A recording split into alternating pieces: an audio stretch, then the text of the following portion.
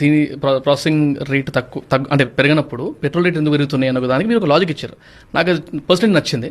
So if you can talk about that. అంటే ఎందుకంటే BJP వచ్చిన తర్వాత రేట్లు పెరుగుతున్నాయి కానీ తగ్గుతలేవు పెట్రోల్ రేట్స్ అనే ఒక వాదనకి if you need to give an answer. ఇప్పుడు ప్రభుత్వం అనేది ఒక కంటిన్యూస్ సిస్టమ్ నడుస్తుంది వంశీ. పాత ప్రభుత్వం అప్పు చేసిపోతే నేను అప్పు కట్టడానికి కొత్త ప్రధానమంత్రి అంటే దేశానికి అప్పు ఎవడిస్తాడు వంశీ. ఇట్లా మన్మోహన్ సింగ్ గారు ఉన్నప్పుడు పెట్రోల్కు క్రూడ్ ఆయిల్కి సంబంధించి జరిగినటువంటి ఒప్పందాలని కొన్నింటిని we cannot discuss over the mic, right, ప్రజల ముందు ఉంచలేము.